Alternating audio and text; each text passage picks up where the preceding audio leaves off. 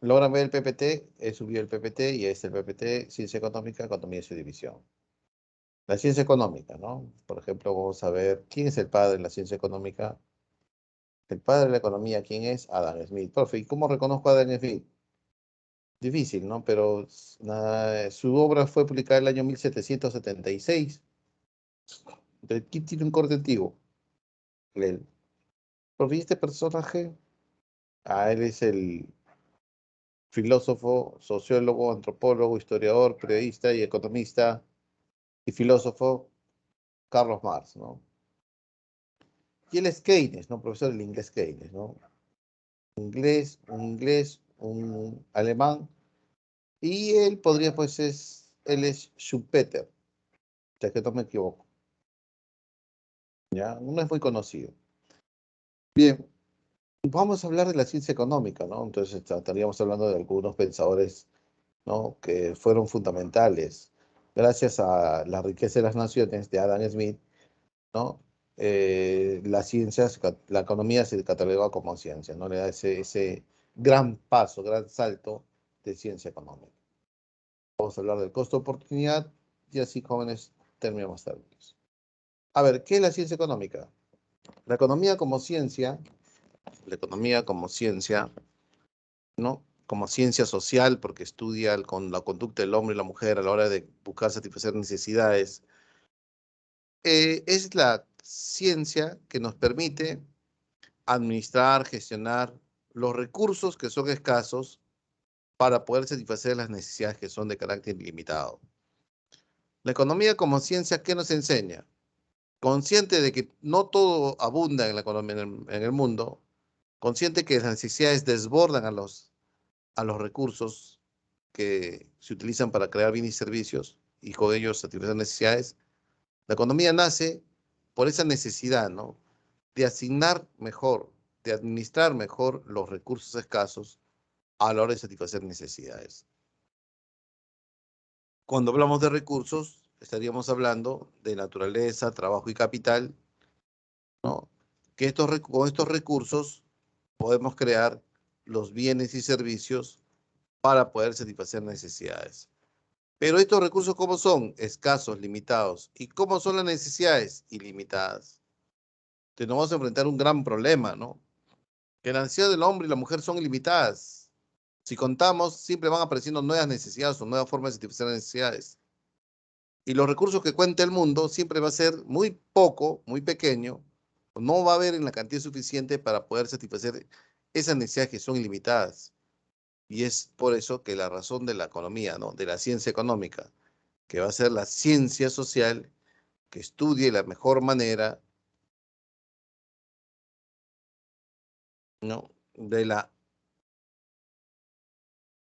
administración, de la gestión, del uso eficiente de esos recursos escasos para poder satisfacer las necesidades de carácter ilimitado. Esa es la economía como ciencia, ¿no? Ahora, cuando hablamos de recursos, ¿de qué estamos hablando?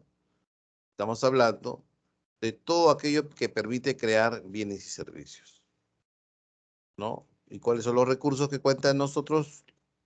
La naturaleza, el trabajo y el capital. Con los recursos, como los recursos naturales, trabajadores y el capital físico, se hace una combinación eficiente de estos tres factores clásicos de producción por parte de la empresa, se va a crear los bienes y servicios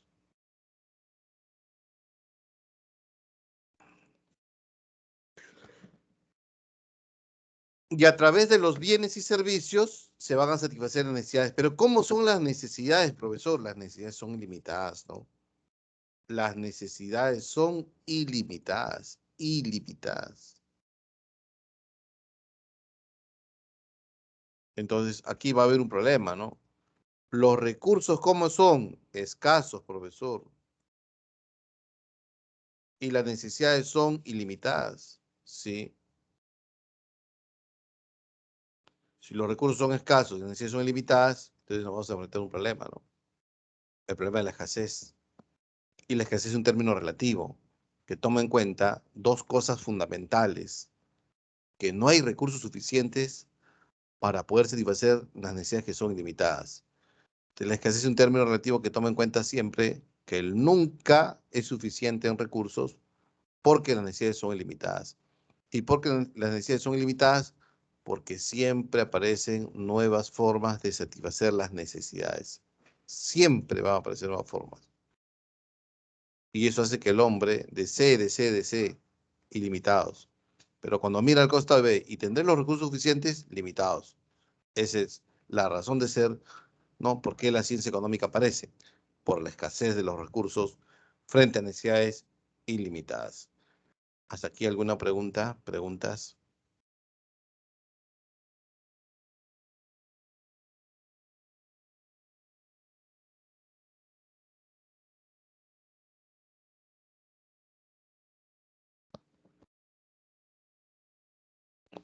¿Hasta aquí alguna pregunta? Ninguna. Bien. Entonces ya sabemos, ¿no? Profesor, entonces la economía como ciencia me ayuda a administrar los recursos que son escasos y buscar su uso eficiente. Profesor, ¿qué significa uso eficiente? Uso eficiente significa que le sacamos el máximo provecho al recurso, ¿no? El jugo, como decir popularmente, ¿no? O darle el mejor uso alternativo a ese recurso escaso. Y eso buscan los economistas, ¿no? Por ejemplo, en la construcción de un puente, proyectan la vida del puente, 40 años. Proyectan la explosión demográfica, ¿no? Si hay 5.000 habitantes en este distrito y el otro hay 10.000, son 15.000, pero aquí a 40 años, ¿no? Se va a duplicar, triplicar la población. Ya no va a haber 15.000, sino va a haber en ambas poblaciones 100.000 habitantes. Entonces dice, ya bien, construimos un puente que dure 40 años con una proyección demográfica de 80.000 a 100.000 habitantes, ¿no? Eso es. Luego se tendrá que reconstruir un puente adicional o construir un puente de nuevo. Pero mientras el arquitecto dirá, pues no, hagamos el mejor puente, el más hermoso. Pero sabemos, somos conscientes que los economistas sabemos que ese dinero es un recurso escaso. Entonces, hagamos un puente, ¿no? Que cumpla todas las características de seguridad, duración, ¿no? Y olvidamos de los diseños técnicos, que porque eso es algo ya superfluo, ¿no? Y eso, ahí vamos por la racionalidad, ¿no? Sabemos que las necesidades de la población de distritos son ilimitadas, entonces no podemos malgastar ese dinero, ¿no? En cosas banales. Eso es más o menos el sentido de racionalidad, de eficiencia.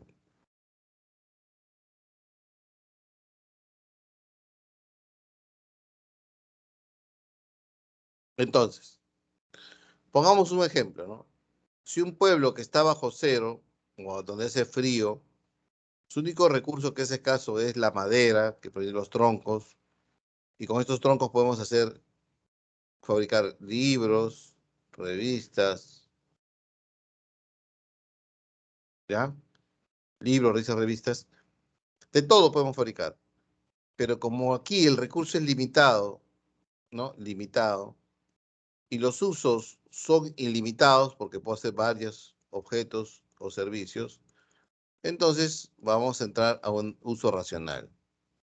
Somos conscientes que no podemos hacer de todo, ¿no? Que quisieras tener, pero tendríamos que priorizar y decimos, ¿no? Mi primera opción es la educación. La segunda opción es la carpeta.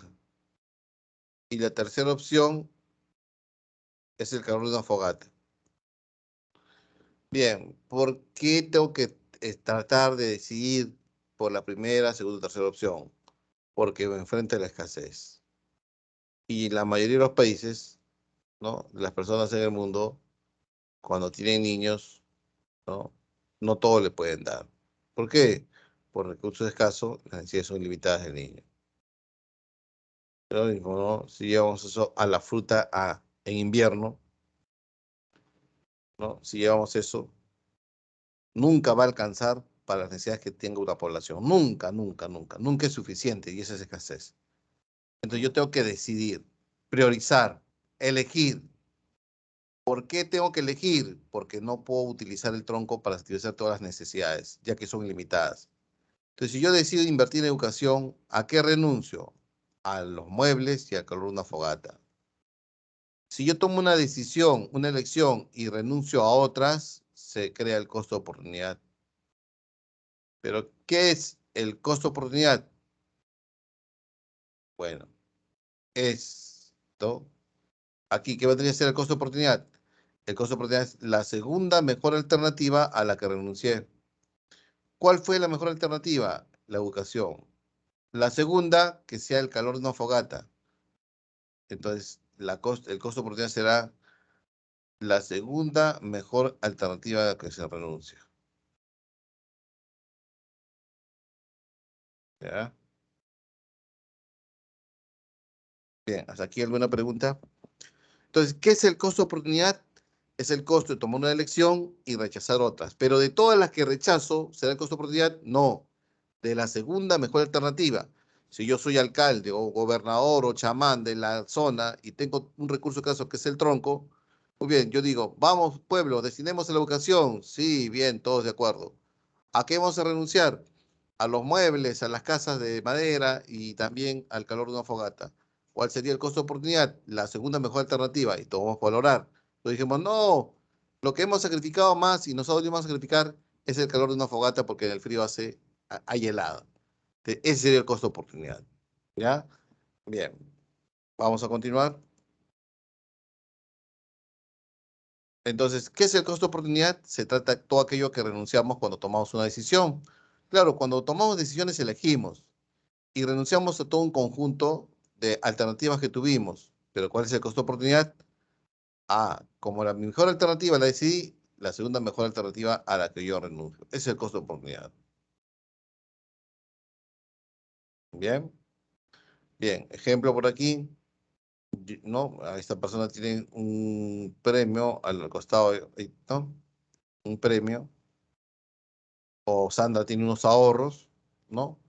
Y tiene tres alternativas. Por ejemplo, abrir un circo donde podría ganar el 50% de su inversión, abrir una panadería donde puede ganar el 60% de su inversión y depositar un banco, ¿no? Privado donde puede ganar, o comprar acciones de un banco privado donde puede ganar una acción del 30%, de 30%.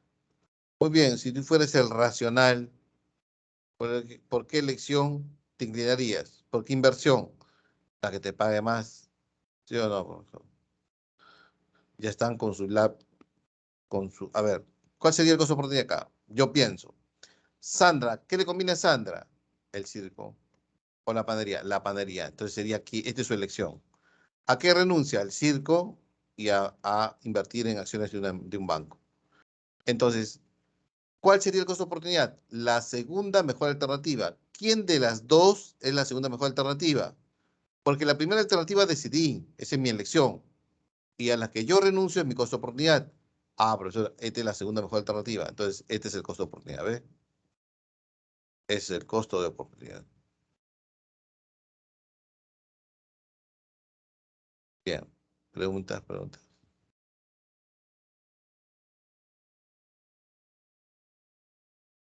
Bien. ¿Hasta aquí alguna pregunta?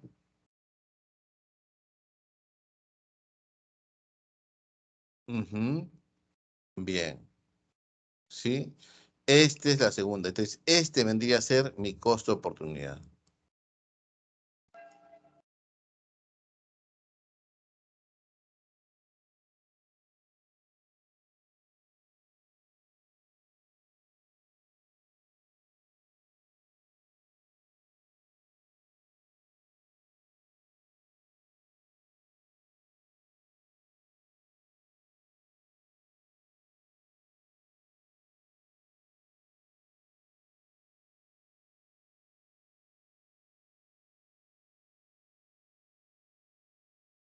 Bien. Vamos a continuar. No hay preguntas, continuamos. Entonces, profesor, la economía como ciencia nace de un principio, ¿no? De un problema. El problema económico es la escasez. la escasez económica, pero entendamos que escasez económica es un término relativo que toma en consideración dos aspectos fundamentales. Los recursos son escasos y las necesidades son ilimitadas. ¿Mm? Eso es, o sea, la escasez económica es la partida de nacimiento por qué la economía existe. ¿Ya? ¿Por qué la economía existe? Es la razón de ser, es la partida de nacimiento, ¿no? Recursos escasos, necesidades ilimitadas. Continuamos. Método de la economía. ¿Qué es el método? El camino para encontrar la verdad. Pero en ciencia, ¿qué es verdad? Las hipótesis, las leyes, los modelos económicos, ¿no? Entonces, hay dos métodos, el método inductivo y el método deductivo,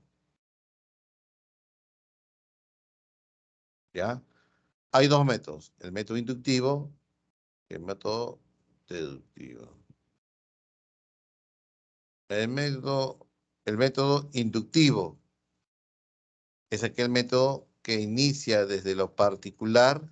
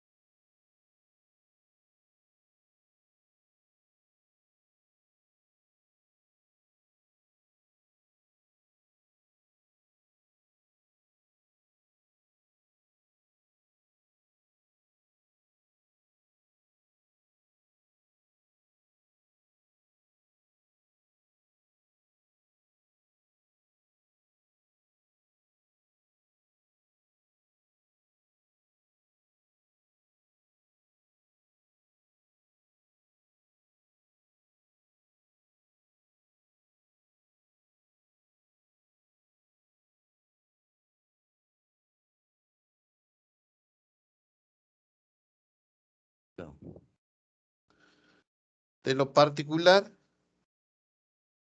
a lo general, el método inductivo. De lo particular a lo general. Ese es el método inductivo. Por ejemplo, yo quiero saber qué relación hay entre el precio de un producto y su cantidad demandada. ¿Qué relación? Entonces comienzo a investigar en los mercados, ¿no? Señora, mira, estoy haciendo un estudio. Quiero saber, saber si el precio del limón subió. Sí, ha subido un sol 50 a 2.50. Señora, ¿y vende lo mismo? No, ha bajado. Ayer vendí un costal, ahora he vendido medio costal nomás. Ah, ya, entonces puedo decir que hay una relación inversa, ¿no? Voy al pollo y así al pescado y el de zapatillas. Y todos coinciden, ¿no? Que cuando la demanda baja, cae la oferta y cae el precio. Cuando la demanda aumenta, ¿no? Aumenta el precio y aumenta, ¿no? El precio. Entonces, jóvenes, si el precio sube, la cantidad de demanda baja. Si el precio baja, la cantidad de demanda sube. Entonces, ¿de dónde saqué eso? De observaciones particulares y puedo inferir una ley general, ¿ve? La ley de la demanda. El método inductivo. En cambio, el método deductivo es todo lo contrario. Para yo aplicar método deductivo, tengo que saber la ley. Y una ley general, esta ley general, voy a buscar su contrastación con una realidad en particular, con una realidad.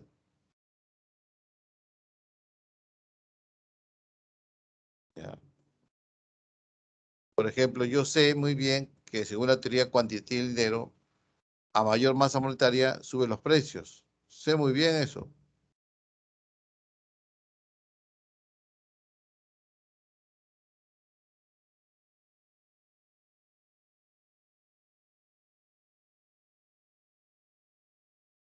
Bien, por ejemplo, teoría cuantitativa del dinero. ¿Qué dice la teoría cuantitativa?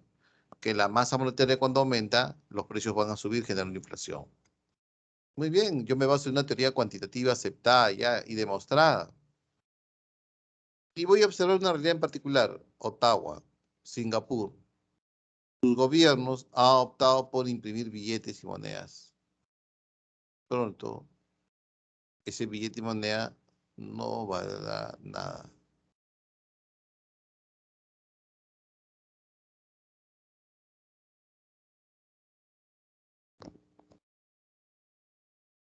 ¿Ya?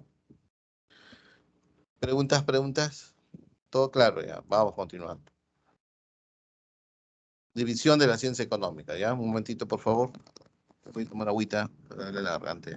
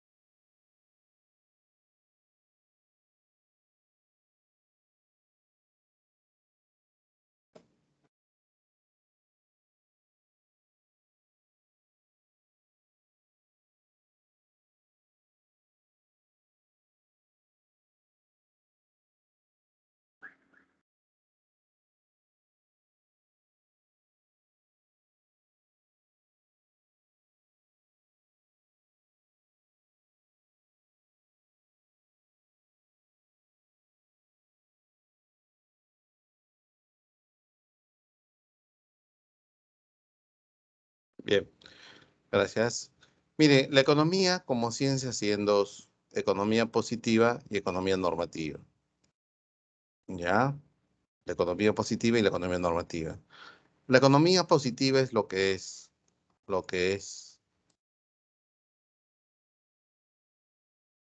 O sea, simplemente, si yo hago un análisis positivo de cualquier cosa, la describo tal cual es. La pobreza, la desnutrición, la corrupción, hago su definición, lanzo números, estadísticas, ¿no? ¿Cuántos el Estado pierde por corrupción? Se dice que son 6.000 millones de dólares al año. Se dice que el 30% de la población está en pobreza. Entonces, ¿eso es qué cosa es, profesor? Eso es algo positivo desde el punto de vista de su análisis, ¿no? Acepto la realidad tal cual es meramente objetiva, ¿no? Objetiva. Está libre de juicios de valor, ¿no? En cambio, la economía normativa es lo que debe ser,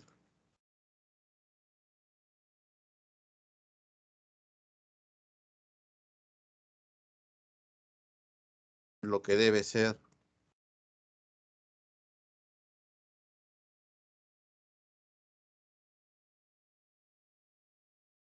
O sea, profesor, aquí está buscando cambiar la realidad, ¿sí o no? Claro, esto ya es subjetivo, ¿ya? Entonces yo digo, no, la pobreza alcanza el 30% de la población peruana. Son personas que de manera individual viven con 360 soles al mes, por debajo de 360 soles. Ah, profesor, eso es un análisis positivo porque usted está aceptando la realidad tal cual es, describiendo cómo es. Luego pone un punto final, ¿no? Recomendaciones, ¿no? El Estado debe promover el crecimiento económico y la implementación de programas sociales que ayuden a reducir la pobreza y eliminar la extrema pobreza. Esas recomendaciones ya lo hace algo normativo. ¿Por qué, profesor? Porque ya hay juicios de valor acá. He valorado la pobreza. La pobreza es mala. Profe, pero eso no ha dicho usted. Sí, pero reducirla significa qué cosa? Que hay juicios de valor, ¿sí o no? ¿Para qué yo quiero reducirla? Porque ya la valoré antes, ¿sí o no? Claro que sí.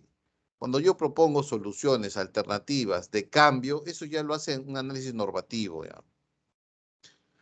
La economía positiva se divide en dos, economía descriptiva y teoría económica. La economía descriptiva es aquella parte de la economía, ¿no? Que es de los grandes números, ¿no? O sea, son las que van a recolectar datos, ¿no? Y procesar información, ¿no? Hagamos economía descriptiva. Por ejemplo, vamos a hacer censos, encuestas, para saber, ¿no? Cuántos, ¿no? De los 33 millones de habitantes que hay en el Perú, ¿cuántos comen pescado, por ejemplo, ¿no? Y podemos dar un resultado final, ¿no? El consumo per cápita de pescado en el Perú es de 18 kilos, por ejemplo, ¿no? O podemos hacer un análisis, una economía descriptiva en Argentina y tener un resultado, ¿no? Sorprendente, ¿no? Que de todos los países, el mayor consumo per cápita de carne tiene Argentina, que es consumo per cápita, consumo promedio por persona al año. Y esos resultados, ¿de dónde se sacaron, profesor? De la economía descriptiva, ¿no? Hemos recolectado datos y procesado información. Bien, así como la economía positiva sigue en economía descriptiva, también sigue en teoría económica. La teoría económica es el conjunto de modelos, leyes, ¿no? Hipótesis que permiten explicar y entender los hechos y fenómenos económicos. La teoría económica nos permite saber por qué, por ejemplo, el pan ha subido. Y ya ha subido por Putin y su guerra, ¿no? Porque se le cierra el mercado a Putin, el trigo ya no sale de Rusia, y si el trigo no sale de Rusia, se escasea el trigo en el mundo, que Rusia es un gran productor de trigo. Algo que escasea, su precio sube, sube el precio del trigo y sus derivados como el pan, los fideos. Si el fideos Don Victorio, para hacer tallarines, estaba a 6.50 el kilo, ¿te imaginas ahora cuánto estará? Porque el incremento es de un 30%. O sea, bordeará más o menos los 8 soles el kilo de fideos, ¿no? Entonces, la teoría económica nos ayuda a entender eso, pues. ¿Por qué Venezuela la pasa mal con los precios? ¿Por qué los precios suben tanto en Venezuela? ¿Por qué Argentina tiene una inflación galopante? ¿Y por qué Chile tiene una inflación moderada por debajo de Perú? La teoría económica nos ayuda a entender eso. Ahora, esa teoría económica sigue en dos, microeconomía y macroeconomía.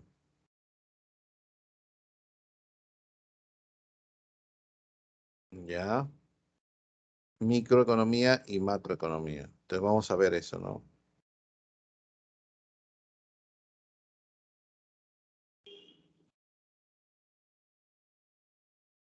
Micro y macroeconomía. Bien, hasta aquí, ¿alguna pregunta, jóvenes? Preguntas. Preguntitas, preguntotas. Todo claro. Profesor, entonces cuando se hace censos se utiliza parte de la teoría descriptiva, ¿no? Sí, eso es verdad, cuando hacemos censos, porque estamos recolectando datos. Y después de 6 meses, 5 meses, se tiene ya información valiosa, ¿no?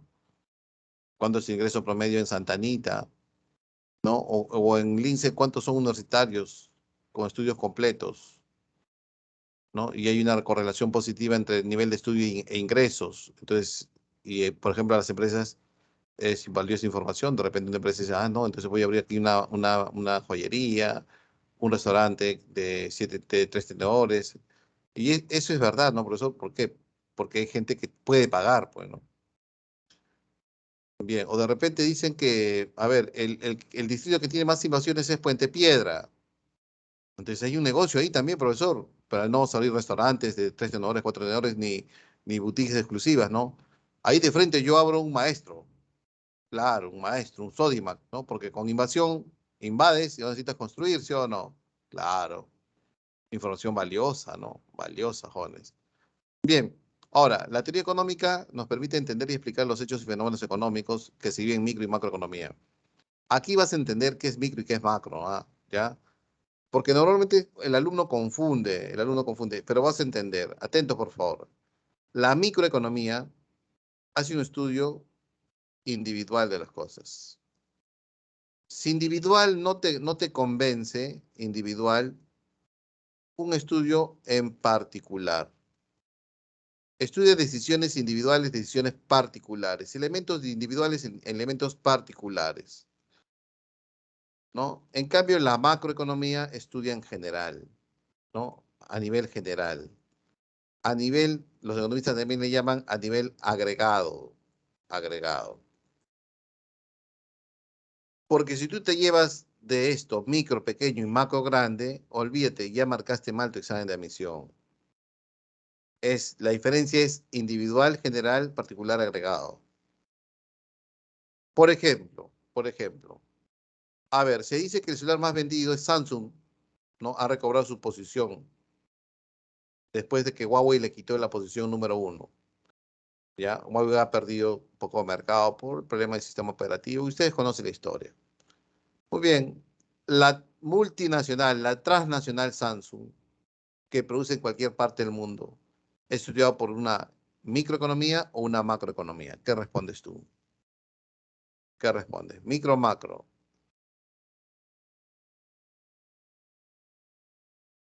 Profe, entonces yo no me dejo engañar, ¿no? Porque micro es pequeño y macro grande, así no es, no funciona. Las cosas no funcionan así, ¿no? No, no. No. Micro es análisis individual y usted está haciendo un análisis individual de una empresa y esa es microeconomía. Entonces, ¿qué estudia la microeconomía? Estudia el consumidor en particular.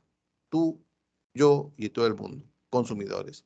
Estudia las familias. Estudia las unidades de producción a cada empresa, ya sea micro, pequeña o gran empresa. ¿Que puede estudiar las empresas de Elon Musk? ¿Puede estudiar a Amazon? Claro que sí. Sus costos, sus beneficios, su apalancamiento, su endeudamiento. Y eso es microeconomía, profesor, porque está estudios individuales. ¿Te das cuenta? O sea, no es pequeño ni grande, ¿no? En cambio, la macroeconomía tiene una visión general de las cosas, ¿no? Entonces, es como sube el satélite de la Tierra y mira al Perú y ve las exportaciones peruanas que se van al mundo y ve las importaciones del mundo que entran al Perú. Y eso es estudiado por la macroeconomía. La balanza comercial, el Producto Bruto Interno, el PNB, el desempleo, la inflación, son estudiados por la macroeconomía.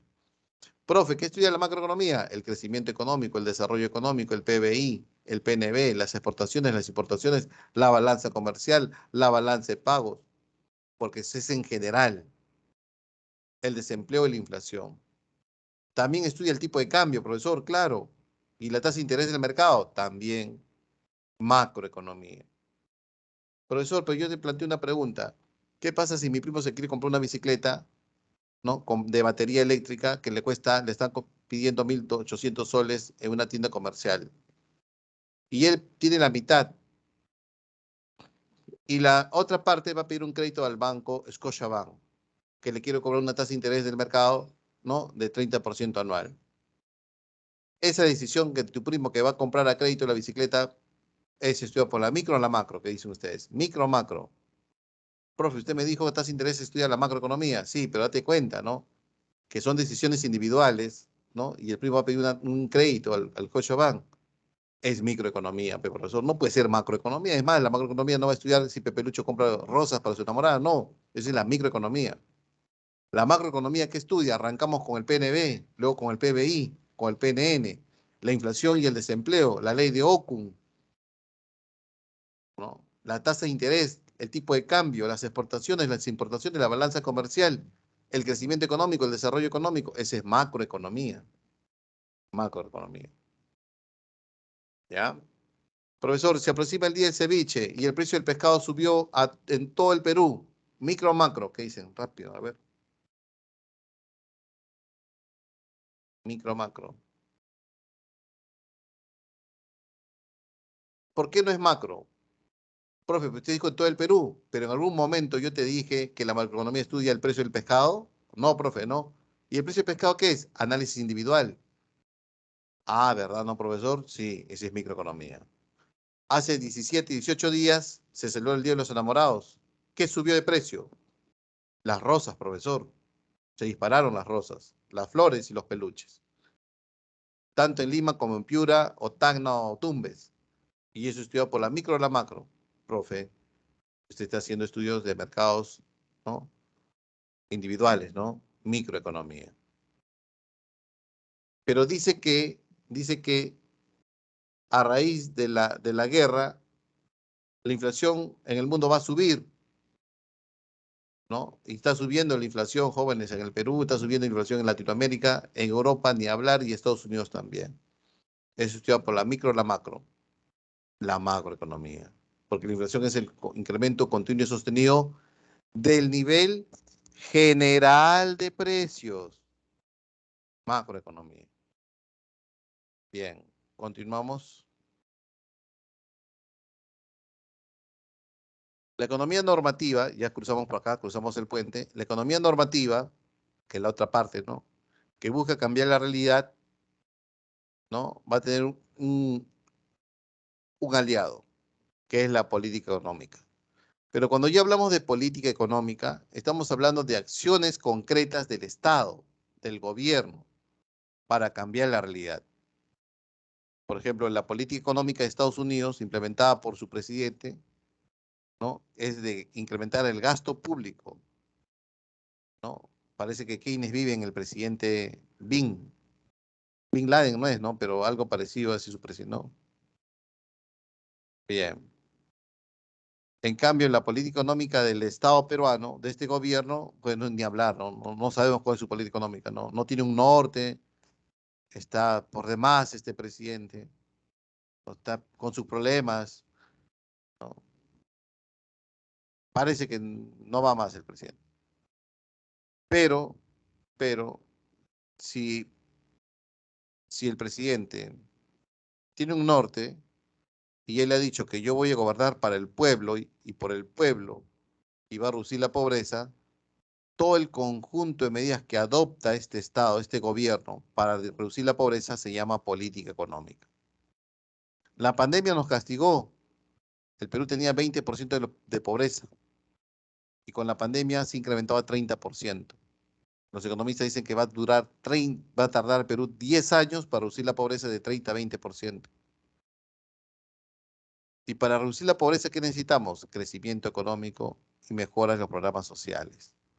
Y el crecimiento económico es crecimiento del PBI, crecimiento de la producción y el empleo. Y podemos buscar eso, ¿no?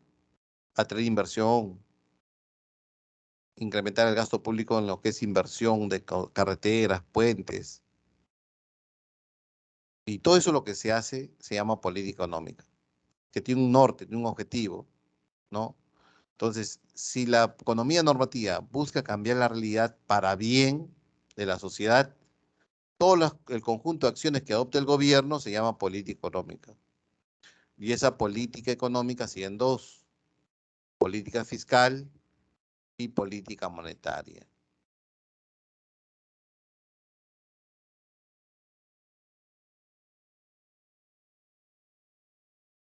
Bien.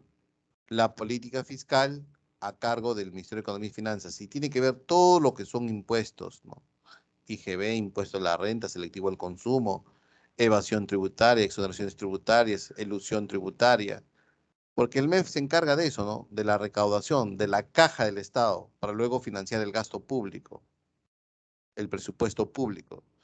En cambio, la política monetaria a cargo del Banco Central, que se encarga de preservar la estabilidad monetaria, ¿no? Mantener al filo a la inflación, ¿no? Controlar la inflación. Esa es la política monetaria. Por eso el Banco Central tiene instrumentos, ¿no? Como el encaje legal, la tasa de referencia, que forman parte de los instrumentos de la política monetaria. ¿Qué era la política económica? El conjunto de medidas que adopta el gobierno para alcanzar un objetivo. Por ejemplo, queremos mejorar el sistema sanitario. ¿Cómo podemos mejorar el sistema sanitario? Si la economía lo es todo, ¿no? Obteniendo más recursos. ¿Y cómo podemos obtener más recursos? Luchando contra la evasión tributaria y la ilusión tributaria.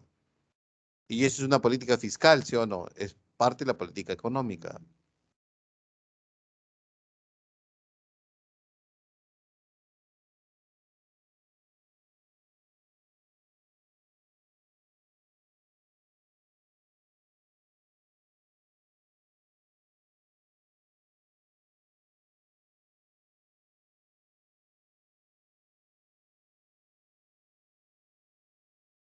Bien, continuamos. ¿Alguna pregunta hasta aquí? Preguntas, porque ya podemos pasar, vamos a pasar a un análisis de cuadros, ¿no? Que está viniendo bastante en San Marcos, ¿no? Los análisis de cuadros.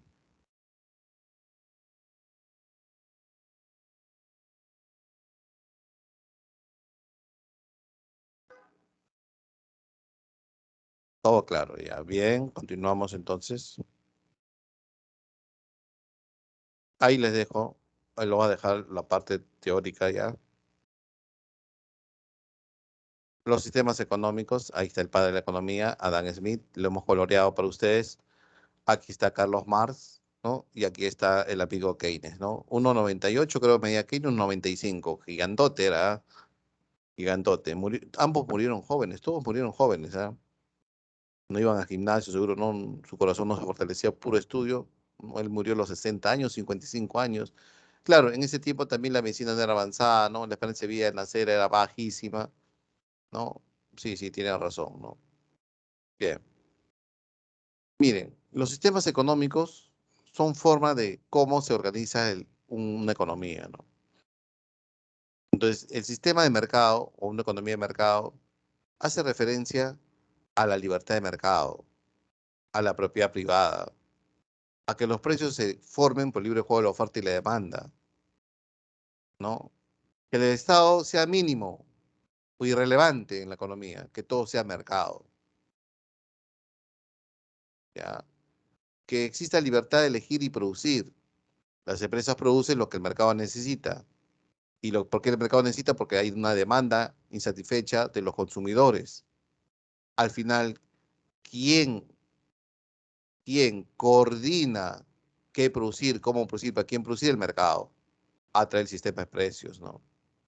Oye, el precio del arándano no ha subido. ¿Por qué la gente compra más arándano? ¿Y por qué la gente compra más arándano? Porque dice que lucha contra el COVID. Por decirlo así, ¿de qué hacen los productores de otros tipos de frutos? Oye, el arándano está subido de precio. A la siguiente temporada siembran arándanos. Pero ¿quién les dijo que siembren arándanos? ¿El Estado? No. ¿Quién es el mecanismo de coordinación? El sistema de precios. Un precio alto hace que yo gane más, ¿no? Entonces yo siembro arándanos. Así de sencillo, ¿no? Por eso, ¿por qué Perú produce más uvas ahora? Porque el mercado demanda uvas. ¿Qué mercado? El mercado externo. Y si el mercado demanda más uvas, el precio sube. Entonces yo dejo de sembrar tomates, rabanitos, ¿no? O yucas y siembro uvas. ¿Quién me dicta que siembre uvas? El mercado. Es una economía de mercado. Quien hace las coordinaciones, qué producir, cómo producir, para quién producir, es el mercado, jóvenes. En cambio, una economía centralizada como la ex, no como tu ex, ¿no? Como la ex Unión de Repúblicas Soviéticas, donde hay un mecanismo de control de planificación central. O sea, el que va a coordinar qué producir, cómo producir, para quién producir, es el Estado. ¿No? Ahí está, pues, el amigo, los presidentes antes de Putin, ¿no? Lenin, ¿no? Hasta Gorbachev, ¿no? Después ya cae la URSS. Entonces el Estado decía, bien, vamos a coordinar. Se necesita 50.000 toneladas de acero, hay que producir 50 toneladas de acero. Se necesita 100.000 toneladas de trigo, hay que producir 100.000 toneladas de trigo. Porque este año se necesita producir 80.000 millones de panes. Bien. Pero el Estado dictaba cuánto producir, sí, y cómo producir, para qué producir, sí, porque todo es público. ¿Ves? No hay privado, pues. Era un delito, ¿se acuerdan? ¿No? Era un delito tener propiedad privada en la URSS. Bien, pero la suma de los dos queda una economía mixta, con elementos de economía de mercado y de economías centralizadas. Es una economía mixta, ¿ve? La de Keynes. O sea, Keynes, ¿qué propone? Que el mercado asigne los mejores recursos. Pero el mercado tiene fallas, dice Keynes. Entonces ahí debe entrar el Estado. Nunca existió una economía totalmente de mercado. Quizás Inglaterra del siglo XIX, dice, ¿no? Hoy día, la mayoría de los países tienen una economía mixta. O sea, hay empresas privadas, porque hay propiedad privada, el mercado asigna mejor los recursos, pero como hay fallas de mercado, ahí entra el Estado, con sus organismos reguladores, con su prestación de servicios, etcétera, etcétera. Pero, ¿no? En esas economías mixtas, algunos países tienen un Estado enorme, ¿no? Otros más pequeños, otros estados más eficientes y más pequeños, ¿no? Entonces, la discusión hasta nuestros días es, ¿el Estado debe intervenir en la economía? ¿El Estado debe ser un gran productor, un empresario, el Estado debe competir con la propiedad privada. Pues los economistas peruanos dicen que no, ¿no? Los neoliberales. Pero si le preguntamos a un chino, ¿no? Luz del Sur, ¿sí? Muchos son del Cono Sur, es administrado por una empresa china estatal. ¿Mm? Como dice que el Estado es ineficiente, en China sí funciona, pero acá no, ¿no? Estamos bajo una economía mixta, presencia público, privado, privado, público. Con la diferencia que en algunos países el Estado es más grande que otros. Y esa es la discusión en nuestros tiempos, ¿no? Si el Estado es mejor que el mercado. Bien, hasta aquí alguna pregunta. China es un país como Estados Unidos, economía mixta, pero China con gran presencia del Estado, mucha presencia del Estado. Corea del Norte se aproxima más a la economía de planificación central, ¿no? Son los pocos ejemplos, ¿no? Cuba, Corea del Norte, ¿no?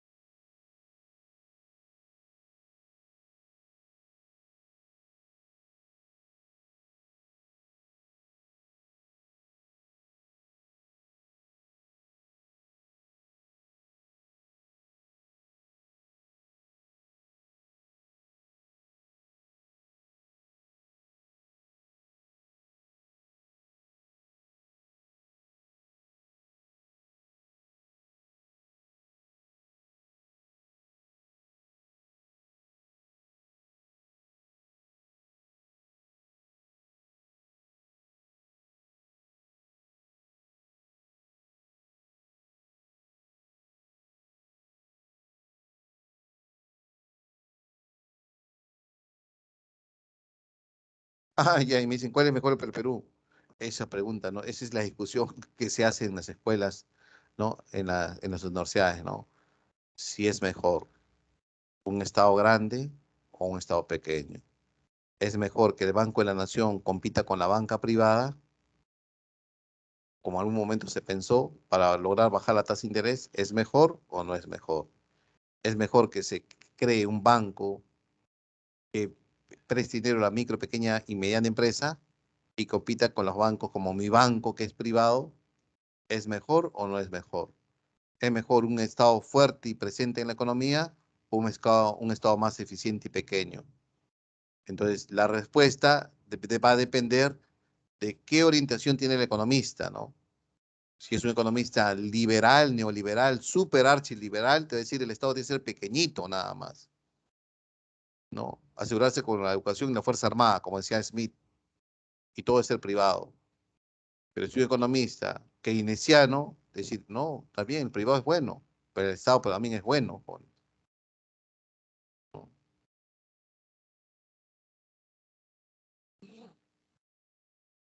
¿Qué economías? Lo que pasa es que el neoliberalismo, miren, jóvenes, se venía de una economía clásica, la de Smith, perdón, la economía clásica ¿no? Y la de Say, que los mercados están en equilibrio a mediano y largo plazo. Los desequilibrios del mercado son temporales. Con el crack del 29, todo el mundo, como decía, la ley de Say va a funcionar. O sea, este mercado, esta economía capitalista va a funcionar, ¿no? Y nunca funcionaba porque luego entró en depresión, 5 o 6 años de depresión, y tuvo que nacer una escuela keynesiana que dijo, bien, la economía de mercado es buena, ¿no? El capitalismo es bueno, pero el mercado tiene errores, tiene fallas y justifica la intervención del Estado en la economía. Y aparece el Estado grandote. A partir de los años 30, el Estado comienza a crecer en el mundo.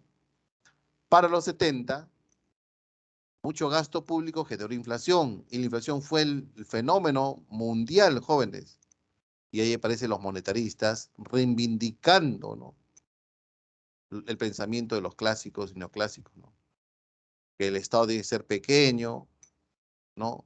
Que el Estado debe gastar poco porque eso genera déficit fiscal, ¿no? Y genera inflación.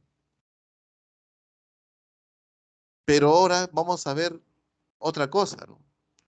Vamos a ver que China crece tanto y que va a superar a Estados Unidos. Y podemos a poner en juicio, ¿no? ¿Qué queremos? Una economía mixta. Ambos tienen economía mixta, ¿no? Pero China tiene una presencia fuerte del Estado en su economía. Y Estados Unidos una presencia mucho más débil en su economía. Pero China logró crecer mucho más que Estados Unidos. ¿De qué modelo es mejor? Esa es la discusión, ¿no? Al final, hasta nuestras épocas, la discusión se concentra en el Estado. Si el Estado es grande o pequeño, pequeño, mediano, grande. Y eso ha sido pregunta que sale de admisión en San Marcos, ¿no? Bien, continuamos. Uso gráfico de la economía. Vamos a ver este aquí. A ver, ¿qué hora es? 28. 7:15, ¿no? Bien. Miren, ¿qué es esto, profesor? Profe, esto es una gráfica. Le dicen pie o pastel. ¿Cuándo utilizamos pie o pastel? Por ejemplo, ventas por vendedor. Cuando normalmente hay 5 o 6 elementos, hasta máximo 7 elementos, ¿no? Es fácil darnos cuenta. De repente dice origen de las exportaciones o destino de las exportaciones peruanas. Por acá está China, Estados Unidos, ¿no? Para darnos cuenta quién es el mayor socio comercial o quién nos compra más. O puede decir aquí, principales productos de exportación. Puede ser el cobre, oro, plata, así, rápido de darnos cuenta. ¿Ya? Bien. El uso de barras. Estas son las barras, ¿ves? Mira, las barras. Cuando hay uso de barras, normalmente aquí están los años, el tiempo, ¿no? Y aquí está el monto. Puede ser en millones puede ser kilogramos, puede ser toneladas, puede ser montos monetarios, como estamos fijándonos aquí. Ahora, ¿por qué las barras son importantes? Porque nos ayuda a entender la tendencia, por favor, la tendencia. ¿No? ¿Te imaginas que tú puedas hacer esto de aquí, un pie, para ver el volumen de la exportación del 2012 al 2017? Te va a salir así, ¿no?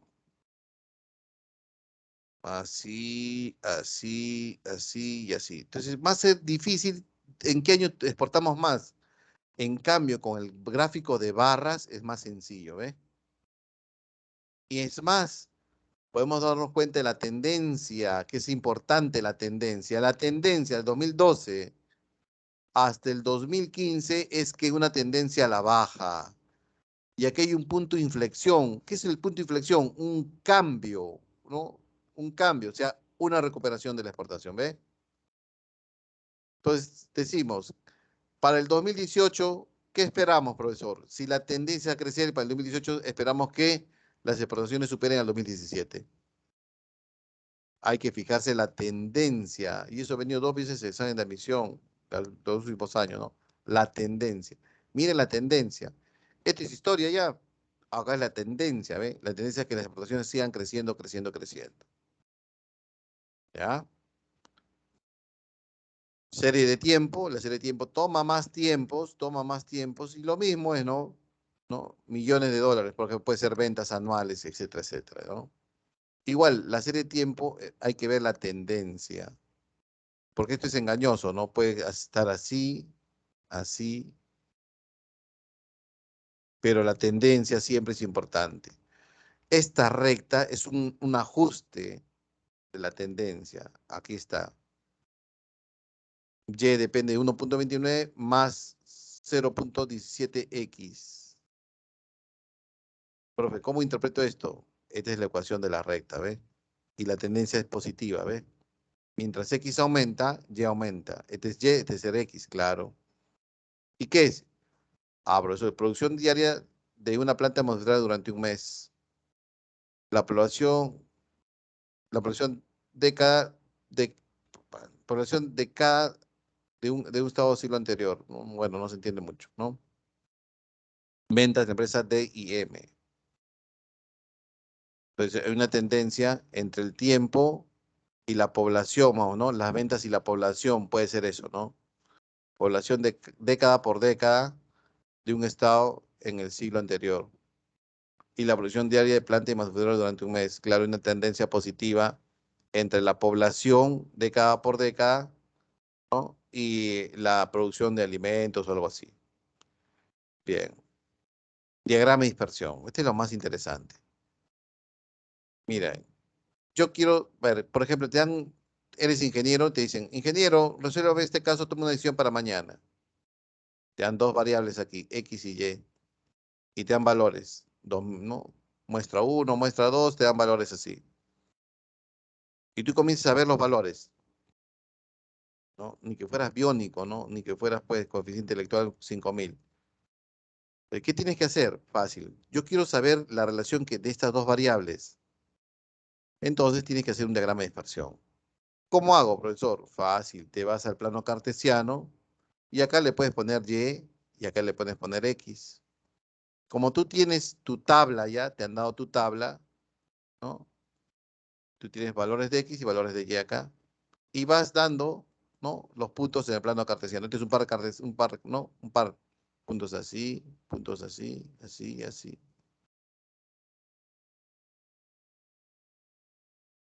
Entonces ya más o menos te has dado cuenta que hay una correlación, ¿no? Mientras más alto es el valor de Y, menor es el valor de X. Mientras más bajo es el valor de Y, mayor es el valor de X, ¿sí o no? Más o menos te das cuenta. Bien, lo mismo pasa aquí. A ver, tú eres un ingeniero, jefe de control de calidad, y te dan número de muestras de jabones, ¿ya? Que fabrica jabones en la empresa que tú trabajas, la utilización de la nueva materia prima y el producto no conforme. Entonces, ingeniero, miren, aquí tenemos una muestra del 1 a la 30. A ver, dime, esta es la cantidad de nueva materia prima que hemos usado y acá está el número de productos no conformes. Entonces tú observas una noche, dos noches. Quiero su respuesta, ingeniero. ¿Usamos la nueva materia prima, sí o no? ¿Qué dirían ustedes con este numerito? ¿Qué dirías? Muestra uno. La nueva materia prima se utilizó una vez y el número no conforme fue 10. Preocupante, ¿no? Muestra 2. Se utilizó dos veces y el producto no conforme bajó a 5. Interesante. En la 6, muestra 6. La nueva materia se utilizó cuatro veces y el producto bajó a no conforme a 1. Ya estoy. Aquí suficiente con esta información, ¿no? Claro, ¿qué estoy usando? Voy a usar el diagrama de dispersión. Por aquí pongo el producto no conforme y aquí el porcentaje de la nueva materia prima. Y le doy los valores, pues, ¿no? Que me dan en la tabla. Y me va a salir así. Entonces ya tengo una relación, una correlación entre el producto no conforme y el uso de la nueva materia prima. ¿Qué me dice este diagrama de correlación? Me dice que cuando yo utilizo poca materia prima nueva, los reclamos aumentan o el producto no conforme aumenta. Mientras más uso hago de la materia prima, los reclamos de los productos no conformes disminuyen. Entonces yo tomo una decisión, usemos la nueva materia prima. Estos puntos son productos de correlación. ¿Para qué se utiliza un diagrama de correlación? Para saber la relación entre dos variables. Y ya sacamos la relación entre dos variables, ¿no? La relación es inversa, ¿no? El producto no conforme está en función al uso de la materia prima. Mientras más uso de materia prima usamos, el producto no conforme baja. Por eso la relación está en línea de ajuste, tiene pendiente negativa, ¿sí o no? Por la relación inversa. Tipo de diagrama de dispersión, aquí hay una relación directa. Mientras más usamos, ¿no? La nueva materia prima, más productos no conformes tenemos. Entonces rechazamos la nueva materia prima. Aquí no hay ninguna relación, no puedo decir qué relación hay y no puedo tomar la decisión. Y aquí, mientras más materia prima utilicemos, los productos no conformes bajarían, ¿no? Entonces aquí tomo la decisión de usar la materia prima. Aquí sí usamos materia prima.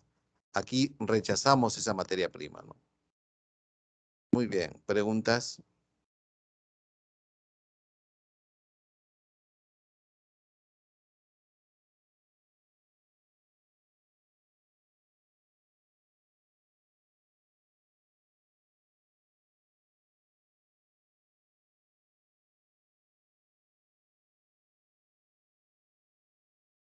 Bien.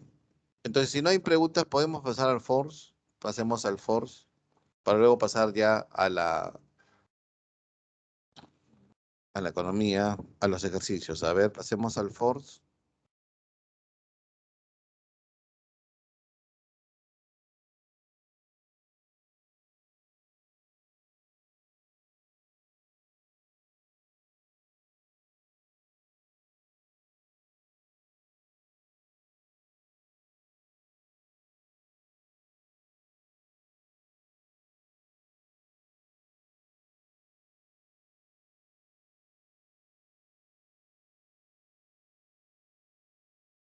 ¿Puede lanzar la dirección, por favor? Al examen del Force, bueno. ¿Conocen el examen? Ahí está, Joseph. Entonces, gracias, Joseph. Manden ahí un clic, ¿ya? Y empezamos a marcar. Bien, link.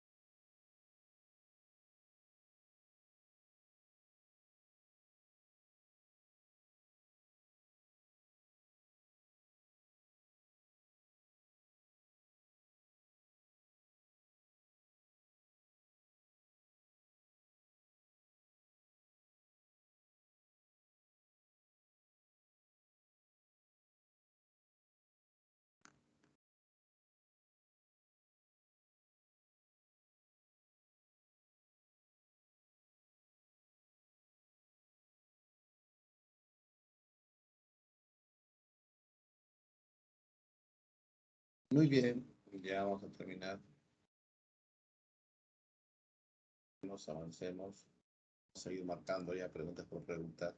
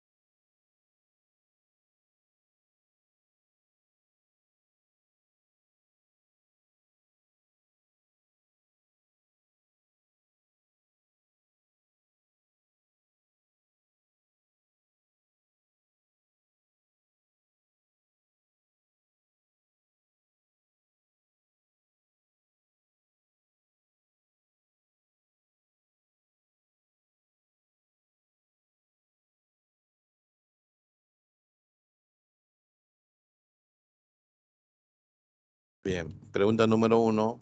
¿Qué marcaríamos la 1? Ya sea sociedades ricas o pobres, todos nos vamos a enfrentar a algo. Y ese algo es la razón de ser porque existe la ciencia económica. Que tenemos muchas alternativas o muchas opciones que elegir, pero cuando miramos la mirada, volteamos la mirada y observamos el recurso disponible, no va a alcanzar. Y eso es la razón de ser la ciencia económica. ¿Cuál es?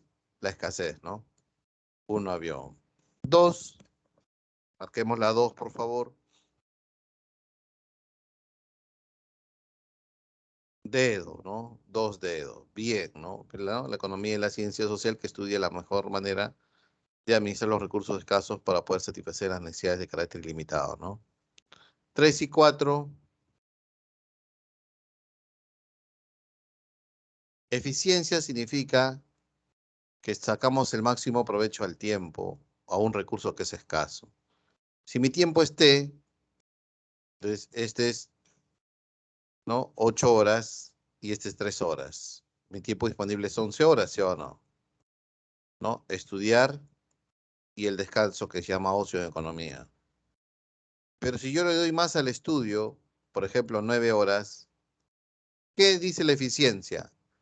Ah, tengo que darle menos horas al ocio, ¿sí o no? 2 horas. Por total, mi tiempo sigue siendo 11. Pero si yo más tiempo a estudiar sin sacrificar horas de ocio, es que no estoy utilizando o no estuve utilizando eficientemente mis recursos, pues, ¿sí o no? Claro. Eso. 4, pregunta de Ford. Tengo 3 alternativas para invertir. Me voy por la que más me conviene, que es el restaurante, que me da un 50% de retorno de la inversión, seguida por un 5% de un depósito a plazo fijo, ¿no? Y 1,5% de un depósito de ahorros, ¿no? Entonces, esta es mi elección y renuncio a las dos. ¿Cuál es el costo de oportunidad? La segunda mejor alternativa a la que renuncio, que es el 5%, ¿no? Dedo. 5 y 6, marquemos 5 y 6, por favor.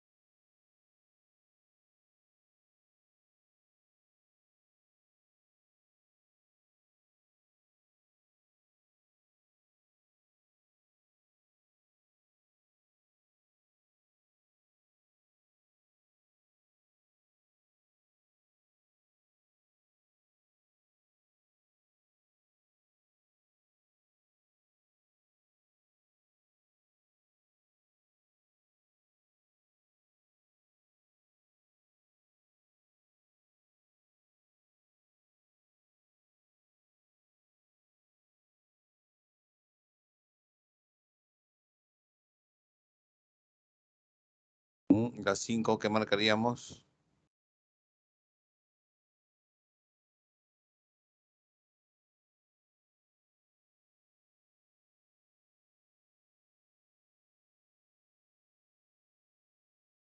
Partimos de una ley general, ¿no? La teoría cuantitativa, y esta teoría cuantitativa vamos a validarla con algo particular, ¿no? El método ascendente, ¿no? El método deductivo, ¿no?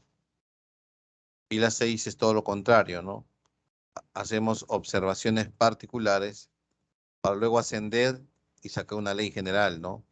El método inductivo, ¿no? Bien. Siguiente, 7 y 8. Marquemos 7 y 8, por favor.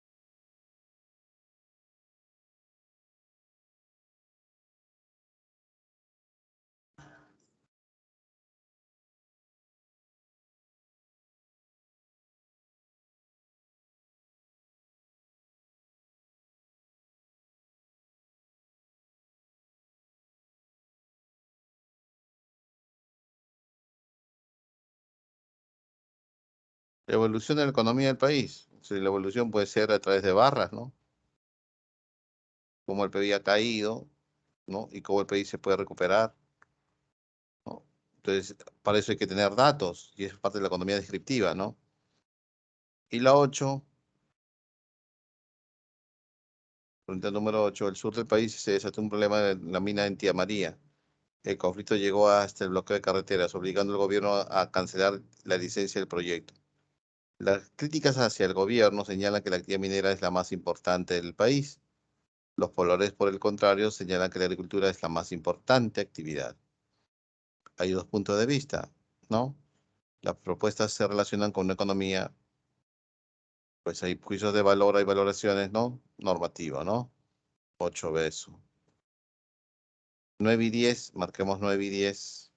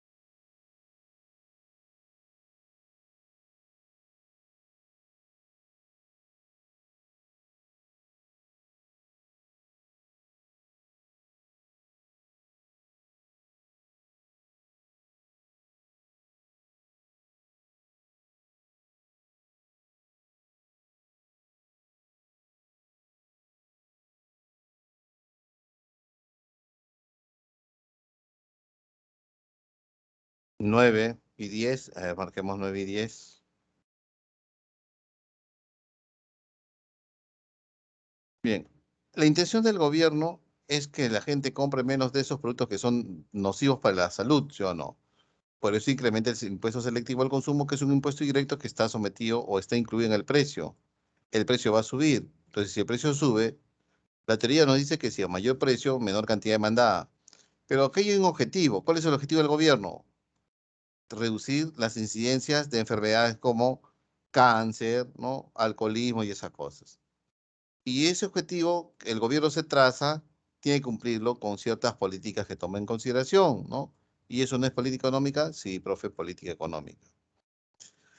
La 10 es una pregunta bastante discutible, ¿no? Porque dicen que Lima es un desierto, Lima es un desierto, esta es una zona desértica, y aquí viven 11 millones de habitantes, ¿no? Y hay que darle agua. Pues hay un problema, lo que es el desierto.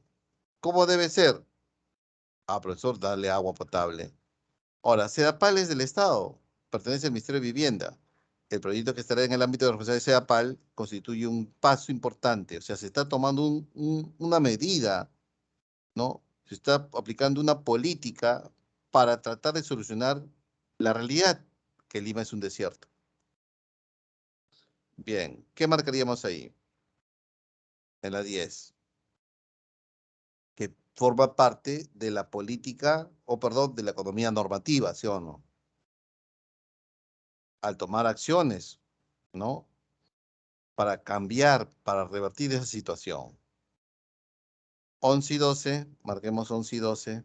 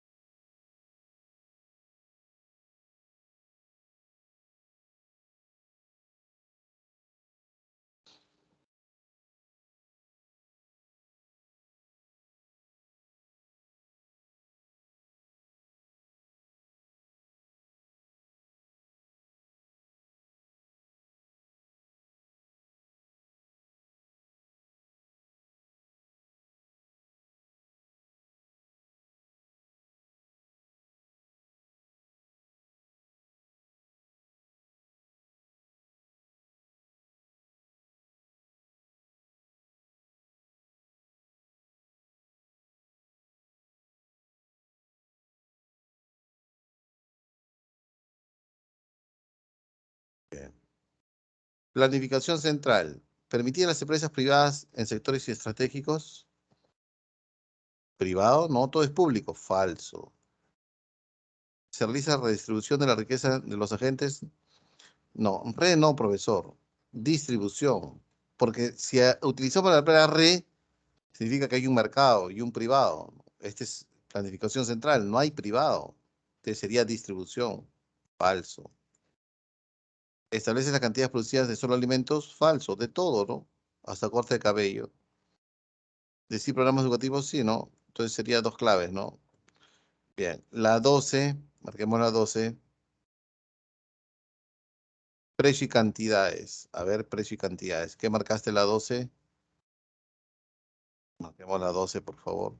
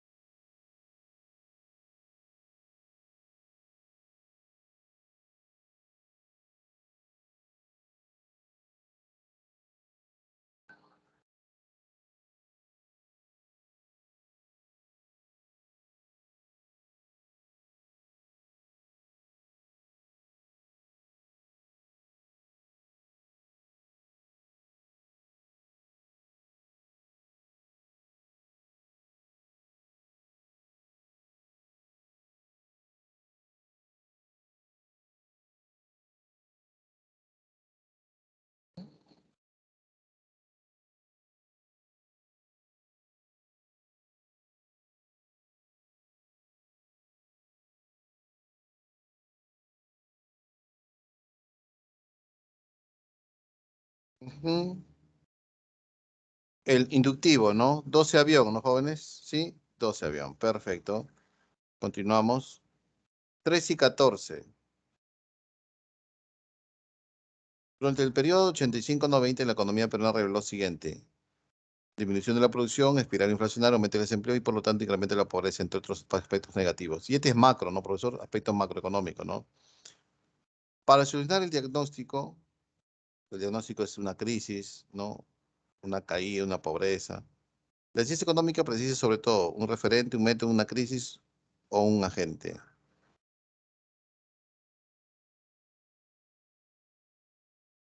Entonces, ¿qué hacemos aquí, profesor? ¿Cómo solucionamos el diagnóstico? Pues buscando la verdad, ¿no? Buscando el camino para encontrar leyes, procesos, ¿no? Entonces, sobre todo la ciencia económica, ¿no? Como ciencia necesita un método, ¿no? El método para descubrir las leyes que rigen la economía. Métodos inductivos, métodos deductivos, matemáticos, estadísticos, econométricos. 14, pregunta número 14, pregunta de San Marcos, que abarcamos en la 14.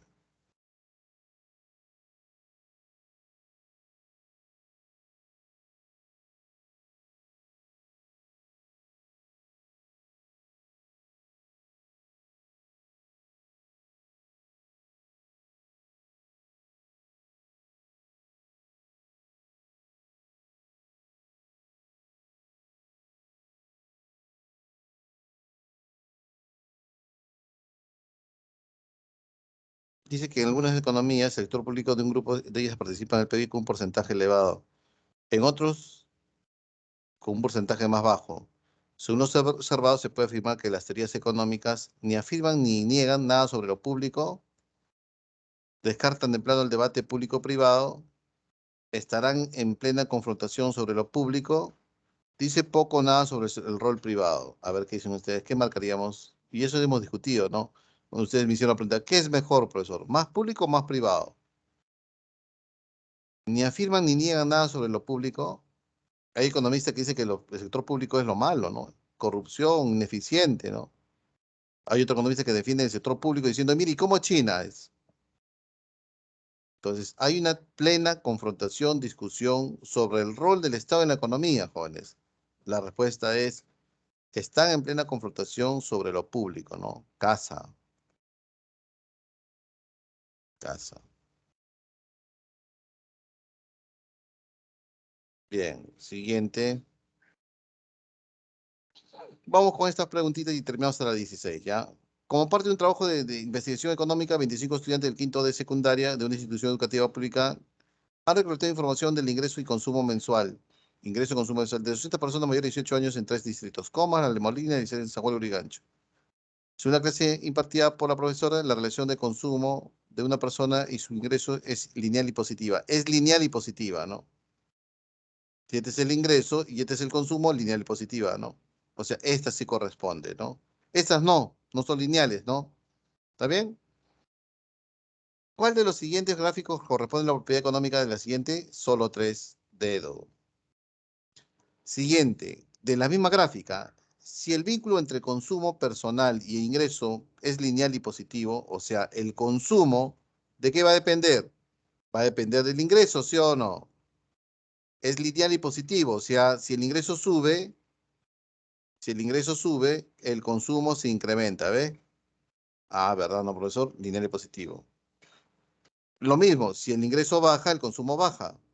Ello implica que cuando el consumo, siendo así, ambas variables económicas revelan una relación positiva, ¿sí o no? Directa. Entonces busco las directas. Aquí están. Como son directas, debe ser aquí aumenta, aumenta. Ah, esta no coincide. Disminuye, decrece entonces, ¿no? Si ello implica que si cae el ingreso, el consumo decrece. Pues la relación es directa, positiva. Clave, dedo. 16 dedos. Bien, jóvenes, y ahí nos vamos a quedar, ¿ya? Cuídense, nos vemos la siguiente semana. Estudian, por favor. Voy a tratar de subir en material complementario más preguntas, ¿ya? Más preguntas. un poco de teoría también, ¿ya? Así que revisen el material complementario el domingo, ¿ya? No hay tiempo, jóvenes, ¿ya? Cuídense, chicos, nos vemos la siguiente semana. Hasta la siguiente semana. Bye.